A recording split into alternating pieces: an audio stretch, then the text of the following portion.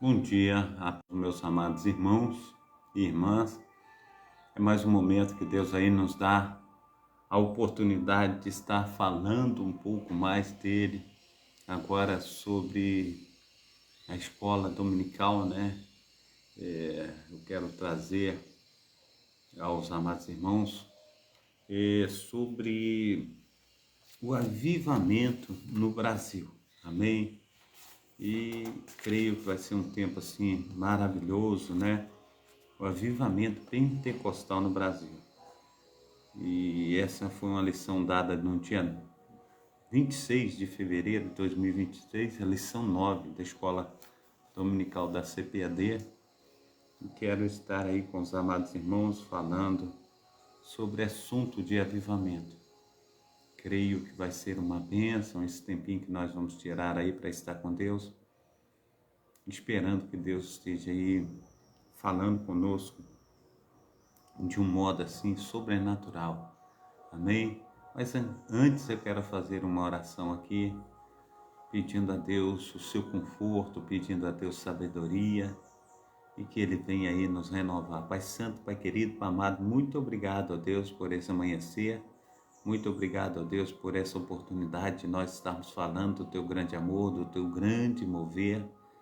Esteja nos assistindo, ó Pai, derramando, ó Pai, mais e mais sobre nós, ó Pai, entendimento, sabedoria, que nós possamos, ó Pai, falar do Senhor com grande amor, ó Pai, e com tudo aquilo, Senhor Deus, que o Senhor tem nos fortalecido, Senhor Deus, como servos Teus, ó Pai. Muito obrigado, ó Deus, por esta manhã gloriosa na Tua presença. Amém e amém. Amém? Lição 9 da Escola Dominical, Avivamento Pentecostal no Brasil. Diz assim o texto áureo: batizados em nome do Senhor Jesus, e impondo-lhes Paulo as mãos, veio sobre eles o Espírito Santo, e falavam línguas e profetizavam. Amém? Glórias a Deus. Isso é tremendo, né? Oh Deus, a Nobre, seja bem-vindo novamente. Deus te abençoe aí. Glórias a Deus. A verdade prática diz: Deus derramou o grande avivamento pentecostal no Brasil. Ele pode avivar mais uma vez o seu povo. Amém? Glórias a Deus. O texto bíblico que nós temos hoje para trazer para a amada igreja está em Atos capítulo 19, do seu versículo 1 ao 7. E diz: E sucedeu que enquanto Apolo estava em Corinto, Paulo, tendo passado por todas as regiões superiores, chegou a Éfeso e, achando ali alguns discípulos, disse-lhes: Recebeste vós já o Espírito Santo quando crestes? E eles disseram-lhe: Nós nem ainda ouvimos que haja Espírito Santo. Perguntou-lhes então: Em que sois batizados então? E eles disseram: No batismo de João. Mas Paulo diz: Certamente João batizou com o batismo do arrependimento, dizendo ao povo que cresce no que após ele de vir, isto é, em Jesus Cristo. Lerei novamente para ficar melhor entendido o versículo 4. Mas Paulo disse: Certamente João batizou com o batismo do arrependimento, dizendo ao povo que cresce no que após ele havia de vir, isto é, em Jesus Cristo. E os que ouviram foram batizados em nome do Senhor Jesus. Impondo-lhes Paulo as mãos, veio sobre eles o Espírito Santo, e falavam línguas e profetizavam. Estes eram ao todo uns 12 varões. Amém? Glórias a Deus, o Senhor é bom. Quero falar da introdução do texto, que diz assim: a chegada do movimento pentecostal no Brasil mudou a realidade espiritual deste país de forma inquestionável, irreversível, em temor, aleluia. E em termos de liturgia, proclamação do Evangelho e manifestação do poder de Deus, com sinais, prodígios e maravilhas vindos dos Estados Unidos, os missionários Daniel Berg e Gunnar Vingre chegaram em terras brasileiras em 1910 por instrumentalidade desses servos. Deus iniciou o maior avivamento espiritual em terras brasileiras, o avivamento pentecostal no Brasil, e o que estudaremos nessa lição. É o que estudaremos nessa lição. Amém? Glórias a Deus. O movimento de Atos se repete no Brasil. Pentecoste entre os salvos. Em Atos 19:2, há uma pergunta do apóstolo Paulo aos discípulos em Éfeso: recebeste vós o Espírito Santo quando crestes? Essa pergunta também pode ser feita assim: tendo crido, recebeste o Espírito Santo? E também recebeste já o Espírito Santo depois de crestes? A modalidade da mesma pergunta revelam um fato de acordo com o contexto do trecho de Atos, capítulo 19, do versículo 1 ao versículo 7. Os discípulos de Éfeso foram batizados em nome do Senhor Jesus, isto é, já tinham a fé salvífica e em seguida receberam o batismo no Espírito Santo por imposição de mãos. A plenitude do Espírito Santo, como vimos em lição anterior, há duas experiências distintas no livro de Atos dos Apóstolos: a experiência da salvação, o batismo no Espírito Santo. Em Atos 19, vemos duas experiências de maneiras mais claras.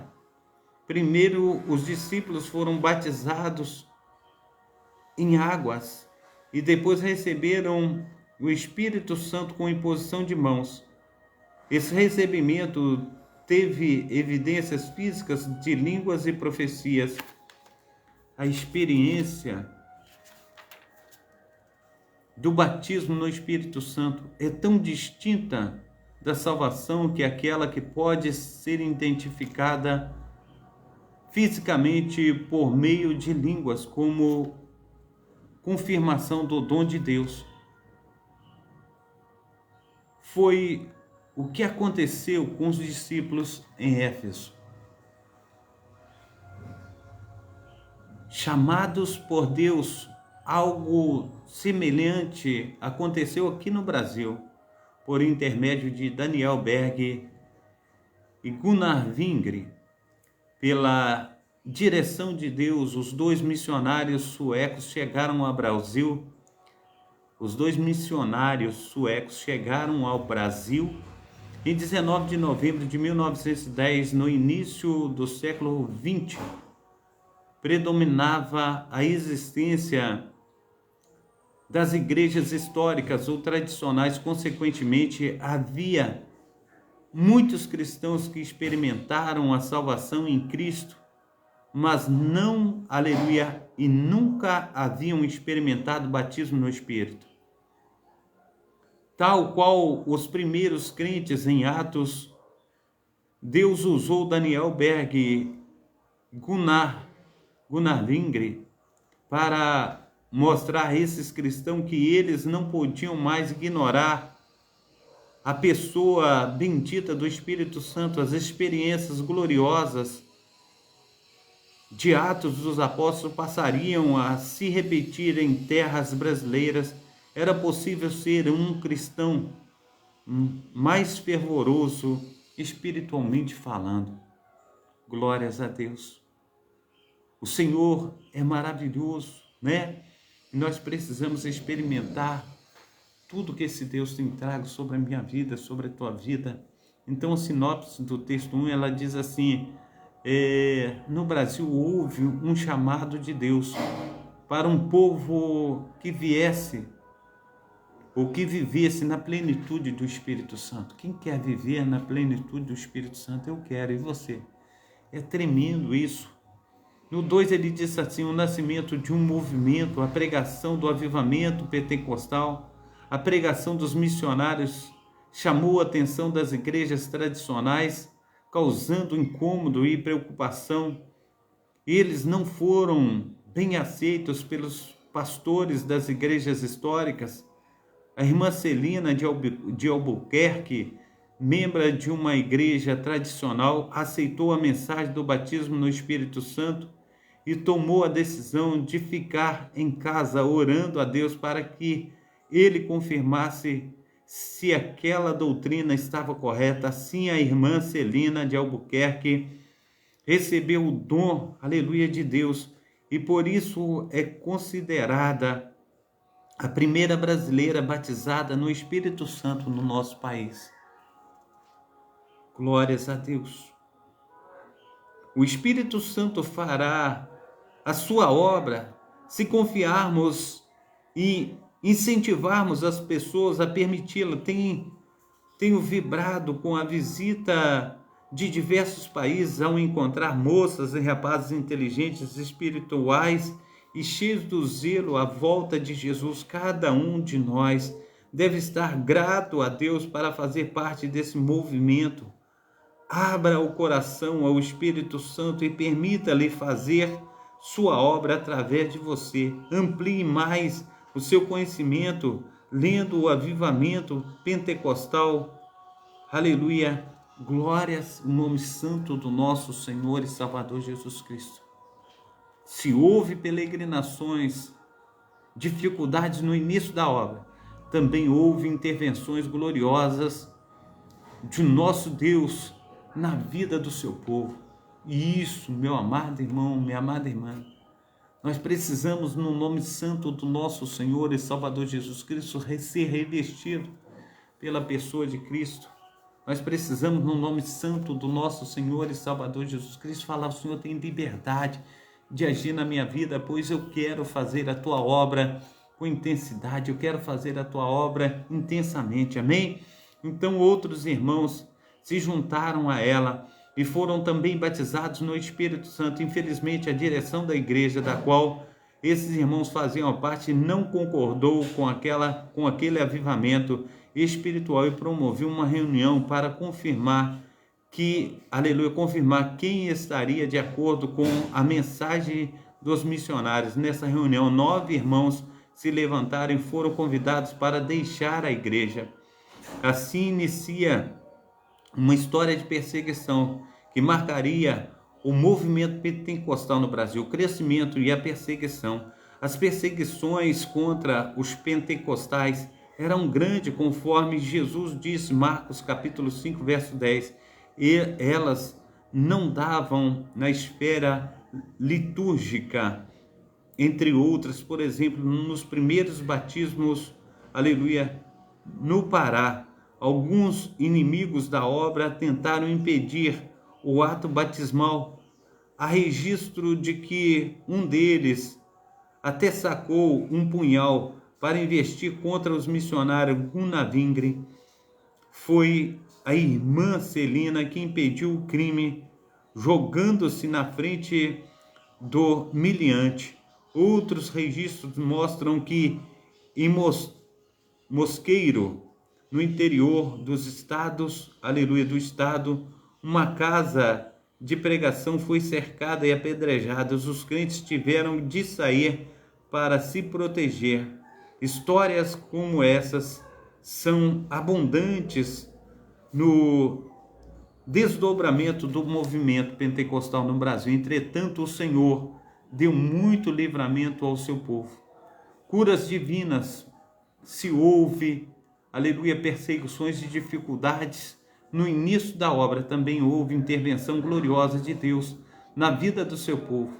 No diário, aleluia, de um pioneiro da obra escrita pelo missionário Gunavingre, veja o seguinte relato: uma irmã foi curada de uma enfermidade incurável nos lábios.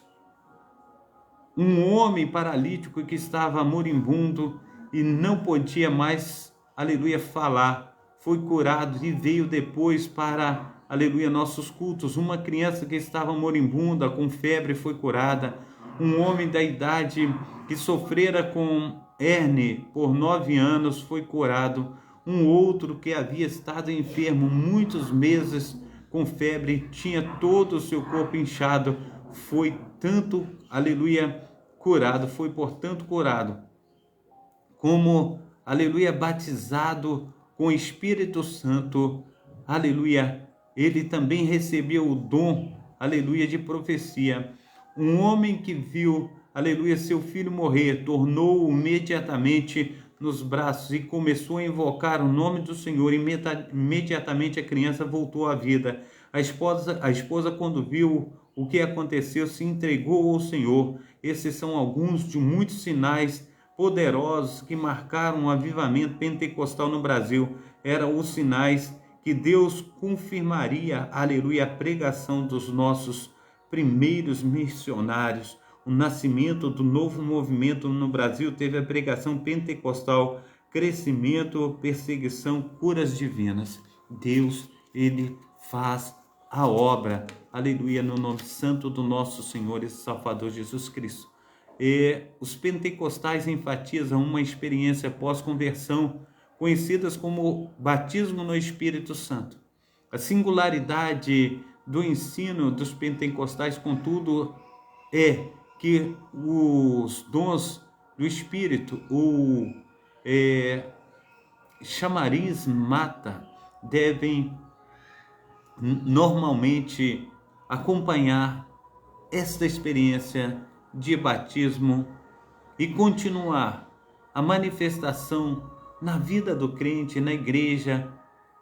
Os dons mais frequentes e enfatizados pelos antigos pentecostais era o falar em línguas e os dons de curar.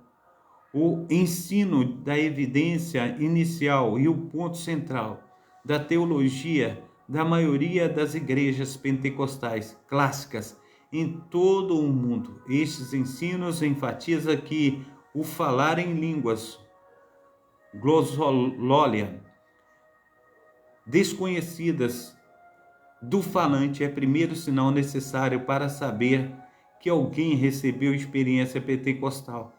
Este ensino é baseado no fato de que as línguas apareceram quando o Espírito, aleluia, foi derramado na igreja primitiva, em Atos capítulo 2, 10 e 19.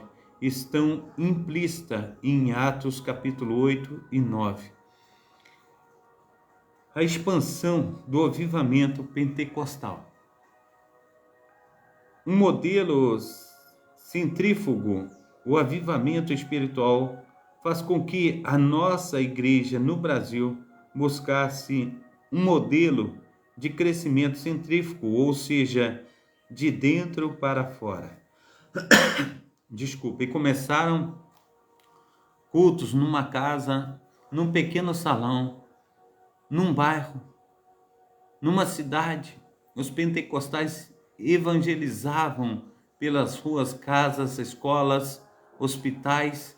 Mais adiante, os irmãos buscavam um local mais amplo para atender à expansão da obra, e o Senhor salvava, curava, batizava no Espírito Santo. O avivamento pentecostal foi crescendo de maneira que nunca, aleluia, havia visto em nosso país. Estava acontecendo o que Jesus prometeu: mas recebereis a virtude do Espírito Santo que há de vir sobre vós, e ser-me-eis testemunha tanto em Jerusalém como em toda a Judéia e Samaria, até os confins da terra. Atos capítulo, aleluia, 1, versículo 8. Um crescimento acentuado. Os pentecostais no Brasil não cresceram porque buscavam pessoas em outras igrejas, mas cresceram porque as evangelizações e, aleluia, os discipulados por meio do Evangelho de Cristo, segundo os dados do IBGE, Em 2010, os evangélicos eram constituídos de aproximadamente 42 milhões de pessoas. Desse número, a esmagadora maioria de tradição pentecostal. Certamente, a próxima pesquisa do IBGE confirmará a tendência de alta. Tudo isso foi fruto do poderoso avivamento pentecostal que Deus enviou para a nossa nação, o Brasil. Houve um modelo de crescimento centrífugo e por isso o movimento pentecostal obteve crescimento acentuado, um crescimento estrondoso no nome santo do nosso Senhor e Salvador Jesus Cristo. Amém? Glórias a Deus, glórias àquele que vive e reina para todos sempre. Que Deus esteja abençoando aí a nossa amada irmã Fanny, né? Que Deus esteja operando na sua vida, na vida da minha amada irmã Raimunda, né? Clariane, que Deus esteja te abençoando, operando maravilhosamente também. A Jéssica, né? Jéssica Pink, que Deus esteja te abençoando. Ela está dizendo: oi, voltei de novo, seja bem-vinda no nome santo do nosso Senhor e Salvador Jesus Cristo. Ninda Will, né? Eita, olá a todos. Também Tim, nossa, seja bem-vindo, Tim. A Jéssica Pink, já falei sobre ela, que Deus esteja te abençoando, sejam todos bem-vindos no nome santo do nosso Senhor e Salvador Jesus Cristo, amém? Então, que o Senhor esteja nos abençoando aí poderosamente no nome santo do nosso Senhor e Salvador Jesus Cristo, amém? Glórias a Deus. Um crescimento acentuado, nós já falamos desse crescimento, agora queremos falar um novo avivamento, esse auxílio teológico histórico, né? Um novo avivamento. Os antigos pentecostais não se consideravam como uma nova denominação, mas preferiram ser vistos como um movimento de avivamento que tinha uma mensagem para o corpo de Cristo como um todo. A primeira igreja pentecostal foi fundada em Copenhague, em 1912. Consequentemente, algumas outras igrejas foram fundadas. Essas igrejas essas igrejas independentes originaram-se em uma associação livre, embora as igrejas dinamarquesas mantivessem laços estreitos com os outros grupos pentecostais da Escandinávia. O movimento pentecostal não prosperou na Dinamarca como na Noruega e Suécia. Amém? Conclusão. Antes do avivamento pentecostal em solo brasileiro, o que dominava o cenário religioso era o sistema de doutrina das igrejas históricas, que não admitia o batismo no Espírito Santo. Com um sinal evidente de falar em novas línguas, bem como o exercício de dons espirituais, essas manifestações espirituais fundadas no Brasil, palavra de Deus, são marcadas do verdadeiro avivamento pentecostal no Brasil. Revisando o conteúdo, que fato é revelado de acordo com o contexto de Atos, capítulo 19, de 1 a 7. Os discípulos de Éfeso foram batizados no nome do Senhor Jesus Cristo, isto é, já tinham a fé salvífica. Em seguida, receberam o batismo no Espírito Santo por imposição de mãos. O que se repetiu em terras brasileiras? A experiência gloriosa de Atos dos Apóstolos que passariam a se repetir em nossas terras. Amém? Como que a pregação dos missionários chamou a atenção? A pregação dos missionários chamou a atenção às igrejas tradicionais, causou incômodo e preocupação.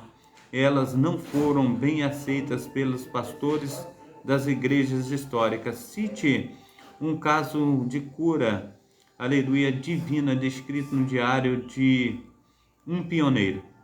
Um homem que viu o filho morrer, tomou-o imediatamente nos braços e levou diante, aleluia, melhor dizendo, imediatamente colocou nos seus braços e começou a invocar o nome do Senhor.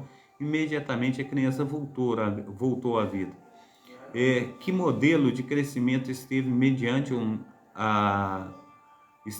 presente em nossa igreja no Brasil?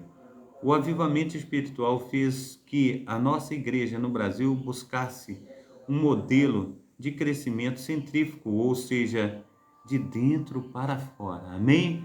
Então que Deus esteja abençoando aos meus amados irmãos, que Deus esteja aí derramando, aleluia, do poder do Espírito Santo sobre a tua vida, que nós possamos ser uma bênção nas mãos do Papai do Céu. Amém? Que Deus esteja fazendo infinitamente mais na sua vida, na vida de cada um dos seus, e que Papai do Céu esteja aí pegando nas nossas mãos, nos levando mais além, amém? E que nós venhamos ver Deus agindo com seu poder e glória, fazendo de nós um instrumento assim maravilhoso, e que nós sejamos uma bênção nas mãos do Papai do Céu, amém? Eu quero orar por você, Pai Santo, Pai querido, Pai amado, no nome santo do nosso Senhor e Salvador Jesus Cristo. É tempo, ó Pai, de nós nos entregarmos, é tempo, Senhor Deus, de nós estarmos deixando o Senhor nos usar. Então usa, Senhor Deus, com poder e grande glória. Faça de nós, ó Pai, ministros teus, ó Pai, que sejamos, ó Pai, uma bênção nas tuas mãos, no nome santo do nosso Senhor e Salvador Jesus Cristo. Amém? Glórias a Deus. Deus te abençoe, Deus te proteja, Deus te guarde.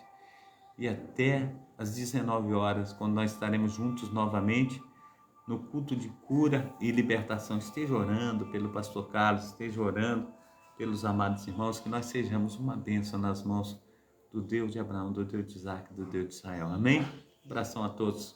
Receba a bênção apostólica, que o grande amor de Deus o Pai, que as ricas consolações do Espírito Santo, que a graça de nosso Senhor Jesus esteja sobre todos vós que esperam ansiosamente a vinda do Messias, e todos digam amém e amém.